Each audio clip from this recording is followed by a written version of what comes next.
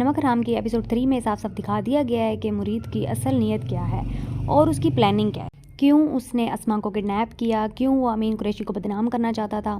आपस की बात है, अमीन कुरैशी वैसे बड़ा ही फरने खां बनता है और बहुत ही ज़्यादा ओवर कॉन्फिडेंट है। अगर वो इतना ही चालाक है तो वो क्यों नहीं पता लगा लेता कि आखिर उसकी बेटी को किडनैप किसने किया और कौन सा दुश्मन है जिसने उसकी बेटी को किडनैप किया। खैर, लेकिन वो तो पता लगा नहीं सकता, बस उड़ उड़ के ही बोलता रहता है किसी की इतनी जरूरत नहीं कि अमीन कुरैशी के घर पर नज़र डाले या घर पर नकब करे या उसकी बेटी को किडनैप करे। और होता होता उससे कुछ है नहीं, बस खड़े होकर वो बड़कियां मारता रहता है। अब अगली किस्त में भी यही है कि वो मुरीद से ये कहता है कि किसकी इतनी जरूरत है जिसने मेरे साथ ये सब किया।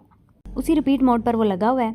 दूसरी तरफ उसकी छोटी बेटी मुरीद के आसपास घूमती फिरती रहती है। वो चाहती है कि पता लगे किसी तरह कि अस्मा को किसने किडनैप किया, वो कैसे हुई और क्यों हुई। उसकी बहन वैसे अजीब सी निकली, क्योंकि पहले उसको अस्मा पर बहुत यकीन था, लेकिन जब वो वापस आई या सीसीटीवी फुटेज जो उसने देखी जो कि फेक थी, उसको देखते ही उसने अपना फैसला ही बदल डाला। अगर उसको अपनी बहन पर इतना ही ट्रस्ट था कि वो ऐसा नहीं कर सकती, तो आंखों का धोखा भी तो हो सकता है। अभी भी वो अपने ट्रस्ट पर ही कायम रहती, लेकिन उसके उलट ही हो जाता है। अब उसको क्योंकि ये चीज़ बहुत ज़्यादा परेशान कर रही होगी कि मेरी बहन के साथ ऐसा हुआ क्यों, इसलिए वो मुरीद से कहेगी कि ऐसा पता लगाए। एक और बात, अमीन कुरैशी ने जिस औरत को लारे पर लगाया हुआ है कि वो उससे शादी करेगा, जो कि नहीं करेगा, वो भी उसकी बेटी के किरदार पर जरा सी बात शुरू करती है तो अमीन कुरैशी उसको फौरन गुस्से में झड़क देता है। वैसे वो इंतहाई बेवकूफ़ दिखाया गया है, क्योंकि जब कोई शख्स किसी पर जुल्म करता है उसको अपनी आंखें और कान खुले रखने चाहिए कि उसने जिस पर जुल्म किया है वो वापस आ सकता है या उसकी औलाद आ सकती है। हालांकि वो खुद ही ये बात कर रहा था कि मुरीद जब 10 साल का था उसने सब कुछ ये देखा जो उसकी माँ के साथ हुआ।